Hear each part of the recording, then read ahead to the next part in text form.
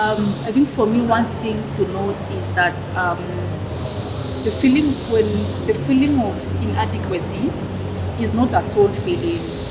You are not the first person to feel inadequate, by the way. Even Moses himself, Moses himself felt inadequate. You are not the first person to feel inadequate or to experience even failure. Hello everyone and good morning.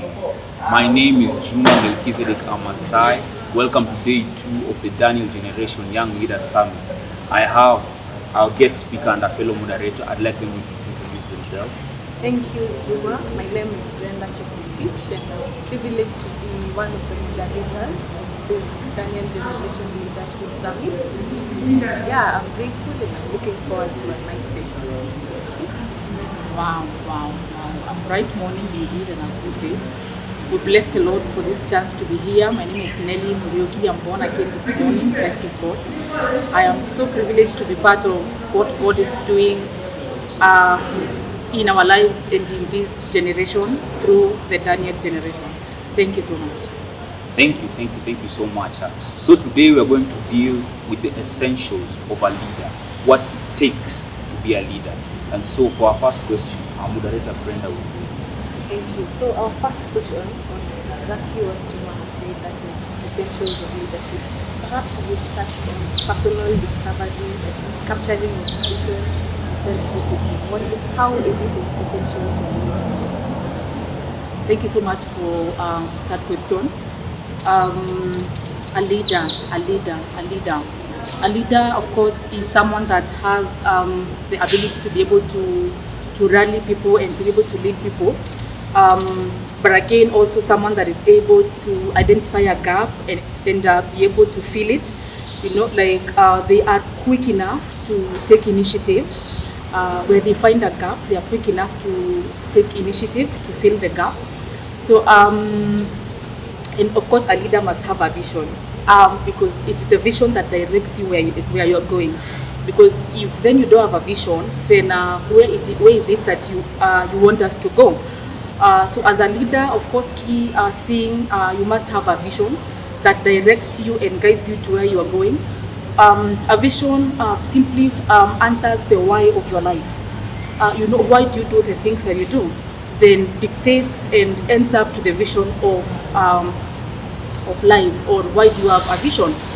And maybe to point, just like we have said, the reason why you need to have a vision is again to know the direction where you are going and the direction where you are taking people.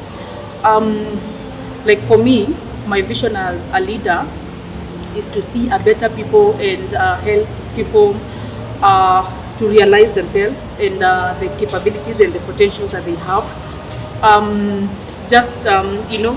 That help would explain why I do what I do as a leader and what really drives me as a leader to entrust unto others what has been entrusted unto me, to be able to pass on unto others what has been passed on unto me. Just like Paul would tell Timothy in 2 Timothy 2:2 that whatever I have taught you, then pass it on to reliable teachers who then will pass it on to other people. So that for me really pushes me as a leader to be able to entrust unto others what has been entrusted unto me, lest it dies with me, lest then it leaves me just like that. And again, for a vision to be able to exist and go way far, even after you have maybe transited from the leadership capacity or from that role, then you have to be able to be in a position to rally people to own up your vision, make them understand why you believe in what you believe. Because again, we can't embrace what we don't know. We can't embrace really what we don't have an idea how it goes. So for you to be an influential leader and to say that you are a good leader, then your vision should be able to exist apart from you. Even after you leave, your vision should be able to exist. That means then you have to be intentional to pass it on to other people, to first of all help them understand this is why I'm doing what I'm doing, make them feel a part of it. because unless I feel I am a part of something, then that is when I can fully take it up. So make them feel that they are a part of this thing. Let them embrace it. Then even after you are gone, your vision will still exist, because those who you have left behind, they own it up. They feel they are a part of it. The place of self-discipline as a leader, I would define self-discipline as the ability to be able to push yourself, to motivate yourself, like to push yourself forward and to motivate yourself towards attaining success regardless of the surrounding circumstances. In a midst of challenges and in a midst of ups and downs, as a leader, you are still able to remain self-motivated and driven to be able, to the great success that you're looking ahead. That would define the place of self-discipline as a leader, because of course you will find that there are so many ups and downs, challenges, because again, to bring to the point that leadership is a combination of skills, not just one skill. It's a combination of many other skills. As you are in the process of the making, there are ups and downs, there are failures, there are challenges. So to be able to remain self-motivated, to remain envisioned to your vision and to that goal that you really want, is self-discipline for me. And that then would bring us to the point that irregardless of the surrounding circumstances, irregardless of failure, irregardless of challenges, you are still able to push yourself, to motivate yourself as a leader, to be able to see to it that your vision has come to pass. Lest when there is a failure, you step back and then your vision won't come to be. Then of course that won't count you as a successful leader. That's then the place of self-discipline. Have I left anything? Yes. Okay, thank you so much. You have talked to us about what it takes to be a leader. Essentially, you talked to us about self-discipline. And it begs the question, what exactly is it that defines a leader? Is it the people? Is it the circumstance that you're in? Is it the vision? How exactly should a leader be defined? Is it by his vision? Is it by taking charge of a circumstance? Is it by the people that he's in charge of? Or how do you define a leader? Wow. How would we define a leader? How would we define a leader? I will take it from this point. To begin by saying that leadership is not bound by age, is not bound by background, is not bound by status, and again is not limited to a leadership capacity. What defines a leader for me is the desire that is in their heart, like what really pushes them. Because I think one thing that would identify you as a leader is the ability to be able to take quick action. That does not mean that not because I don't hold a leadership capacity. For instance, in the Christian Union, when I see something going wrong, I won't take action quickly just because I'm not in that capacity. Or because in that setup there are older people than me, then I won't take up action because there are older people than me. For me, it is what is in your heart, what drives you to be able to do what you want to do. That for me would define a leader. What is your inner drive? Yes. Maybe to add on that, perhaps I think I have this statement that I believe a leader is someone whose heart is out for his people. It's out for their people. Your heart is always out there for your people. It is not about yourself, but it is about the people. Your vision is for your people. Taking charge of a circumstance is because of your people. It is always because of your people. So thank you. Thank you so much for that very wholesome and exclusive answer. And on to our next question. How do you effectively serve your purpose? How do you effectively serve with all the incompetencies that happen, with all the pitfalls that come up with leadership? How do you effectively serve? How do you effectively serve the purpose?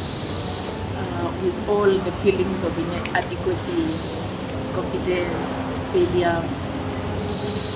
I think for me, one thing to note is that the feeling of inadequacy is not a soul feeling. You are not the first person to feel inadequate, by the way. Even Moses himself, Moses himself felt inadequate. You are not the first person to feel inadequate or to experience even failure. That for me could be the beginning point. That you're not the first person to feel inadequate or incompetent or to experience failure along the way. But for me, how to navigate around the feeling of inadequacy, the feeling of being incompetent or incapacitated to do something, I must say it is something I have experienced personally. I think being called to serve in the Christian Union, for me there was a feeling of inadequacy. And you feel like there are better people, more eligible, who can do this thing better than you can do. And you feel like, you begin to ask yourself, did God make a mistake, by calling you, by giving you this chance? But I love what scripture says in 2 Corinthians chapter 2, where God says that he chooses the weak to shame the strong.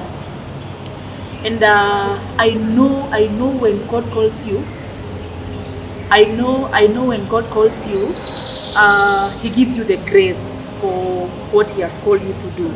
So for me, one thing, several ways to be able to navigate around the feeling of inadequacy. Number one would be not to trust in yourself, not to lean in your own understanding, not to trust in only yourself, but to allow God to direct you in all this.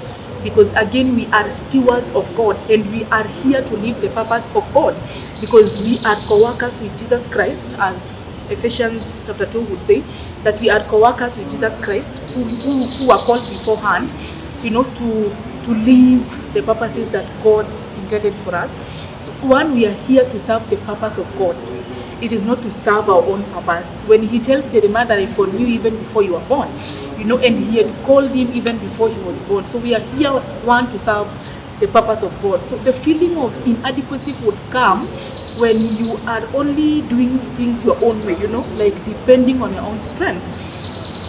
But how to counter that then could be to solely trust in God, trust the leading of God would then help you to handle the feeling of inadequacy. Something else could be to help you to work on your feeling of inadequacy would be to accept that you're not the first person to feel inadequate. I said that, to accept that you're not the first person to feel inadequate. Many have felt that and they have countered it. But again, I also believe, avoid comparing yourself with others. That could make you feel like you're not equal to the task. Because we are called for different journeys. There is a different direction and a different purpose for each and every person. So if you compare yourself with someone else, how they are serving their purpose, then you will feel frustrated and feel like you don't meet the qualifications that they have. Because for instance, for them, they are good at public speaking. But for you, you are good at solution, bringing solution. If you compare yourself with them, then you'll feel frustrated and feel inadequate. So, avoid comparing yourself with others. Have a vision that guides you to the purpose that God has called for you. Those are some of the ways that I could highlight that will help you to counter inadequacy. But again, to talk about failure, just like I said, I will reiterate again what I said. Failure, you are not the first person to experience failure. And for me, what failure means is that it is a ladder. When you fail, you shake up the dust and you begin off again. But again, failure can be very frustrating, especially when you have put your effort. You have mobilized people, you have mobilized resources. I think for me, just a recent incidents when we organized for the prayer occasion. Then they collided with the Freshers Night, Freshers Extravaganza. And we just had to cancel ours. I felt so demoralized. I remember I cried. I felt so demoralized. I felt like I have failed. You have planned, you have mobilized, you have rallied people, you have told them we are coming to pray. And people had committed themselves that they will come on that day, and now again here it is being cancelled. But how to handle failure for me, I would highlight some things. Number one is accepting that yes, failure has happened, accepting that then failure has happened, taking some time back, to now have time to reflect on why it happened, maybe the reasons or the circumstances that could have led to the failure. Then now you try other options. If then this is the reason why this didn't work, you try another option, and again remain positive, because if you're not careful, failure can frustrate you and deter you from journeying towards what you really want to do. So being able to remain positive amidst failure and amidst challenges, for me really is something. But again, also involving others to also give you the ideas. This is why this failed. How do you think we can do this thing? Better ways that we can do this thing. Thank you.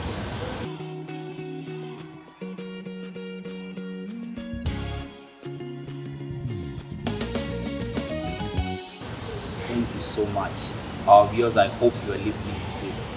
These are great nuggets of wisdom. And so there's a very interesting question here. It's a question that has come through and through every time leadership is talked about. When and where exactly does leadership begin? Are leaders born or are they made? Are they products of circumstance, or are some people just, is it innate? Is it just in them, they are born and they can just do things? Are they really born or are they made? Please give us your thoughts on that. Are leaders born? Of course, by born, I am sure we don't mean that they are born and call the name a leader. Meaning that they are just, by the time they get into the world, it's like it is their default setting. They have come with the mantle leadership. For them, it's default setting. Default. They wake up and the next morning, yes, they can just do it without thinking. They are just leaders. And yet there are others we have seen through circumstance, things come and they shape them. They take charge of a circumstance and they do well. They excel into leadership. So are leaders born or are they made? Are leaders born or are they made? If it was a debate, there would be do you oppose or do you propose? So I neither oppose neither do I propose. I am in agreement of the two. Leaders can be born, leaders can be made. A leader, someone can be born with the natural leadership abilities. You wake up the next morning, you are rallying people, and it is very effective. So a leader can be born. You can't be born a leader with just the natural leadership abilities, like they are inborn. But again, there is also the other leader that can be made. A leader can be made, and a leader can be born.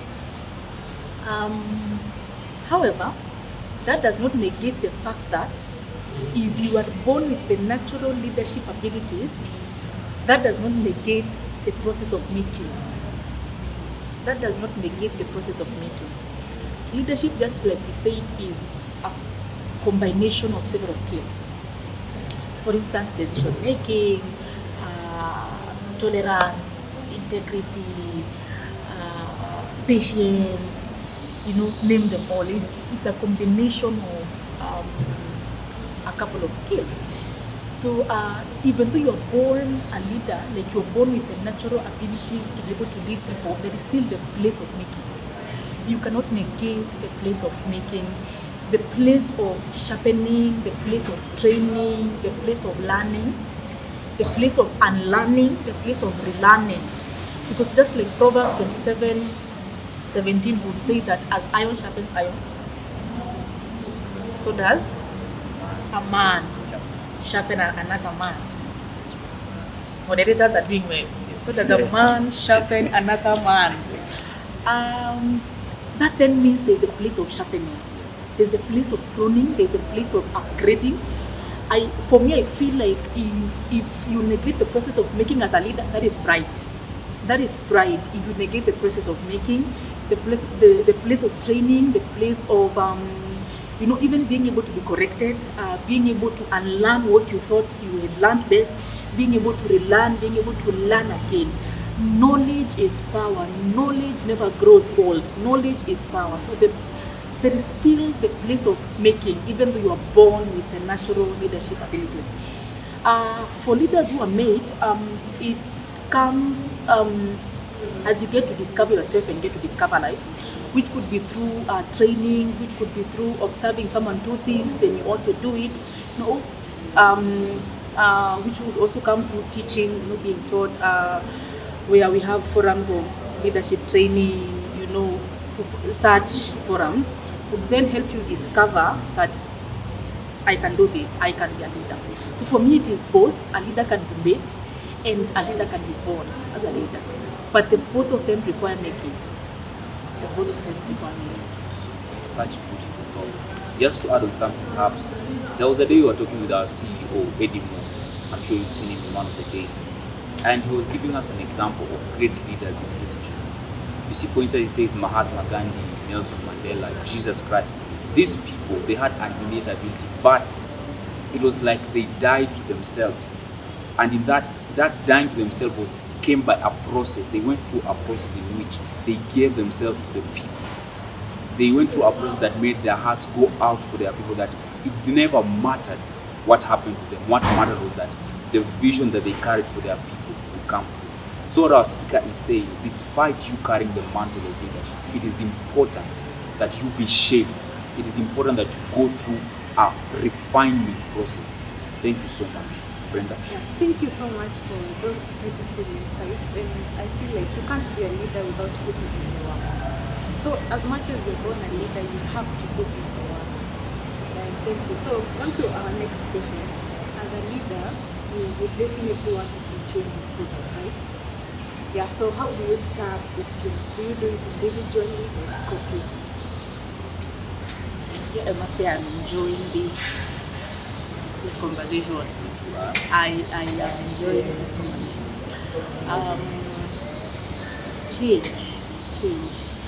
Change in simple terms is altering. It is just altering something. That is change. For instance, if I want to, like how we used to do in high school, blue, what paper, when you add something, it becomes a red, what must paper change. So, and of course, change is inevitable. Begin from there, change is inevitable. And again, we live in a dynamic world where things are changing every other day. So, change is something we can't live without. Change is inevitable. We live in a dynamic world where things are changing. Like right now, technology has taken almost everything. Like we are living in an era where if you don't know technology, you are out. So change is something, and change is inevitable. How then do you really change? One thing that I must say is change is not a personal thing. It is a corporate thing, because just like Juma said, being a leader, the interests you have at heart are the interests of other people. Actually, not your people, not yourself. The interests you have at heart are for other people. So then it means if you want to effect change, you're effecting change at the interest of other people.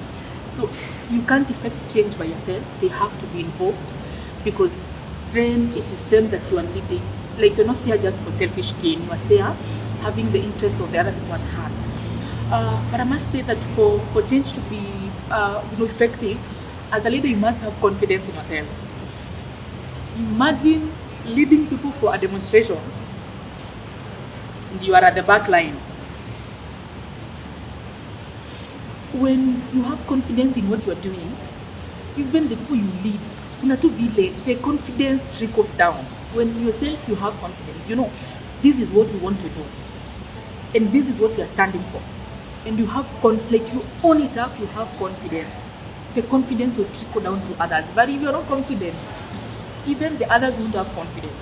So be confident first about the change you want to effect. And then again, something else would be involve the people. I think one thing that we're taught in class is when when, for instance, you want to build a house in a certain locality or a social amenity, involving the residents of that place is key, so that then they will be able to own up the amenity, or like so that they can be able to accept you at that place. Like you just can't go and impose for them things. You know, you inquire from them, you involve them so that they feel a part of it.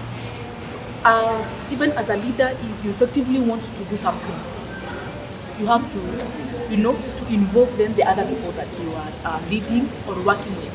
For instance, if I want to effect a change in prayer docket, for instance, I can't do it alone. I have to involve the vice, the treasurer, you know, for instance, you know, involve the others, make them feel a part of it, let them embrace it, they own it up.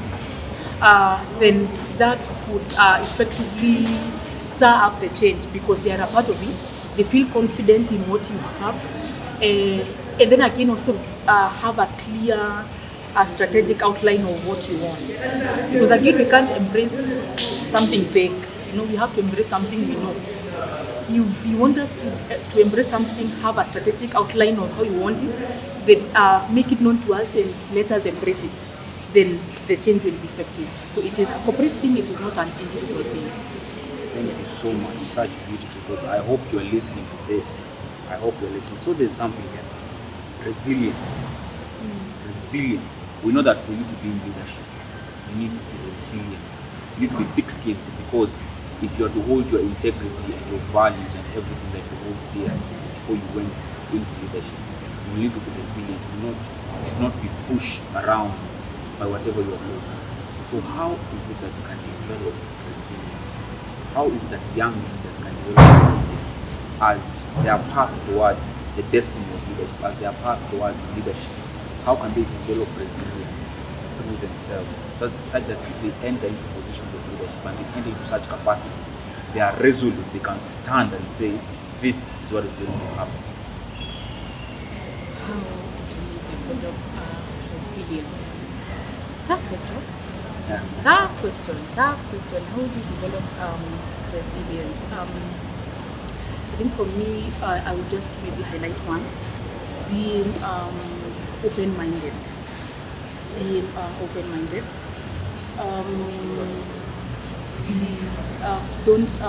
Don't be rigid to one thing.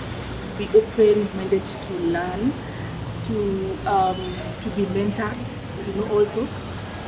Because again, one way to build resilience is to know how to go about leadership.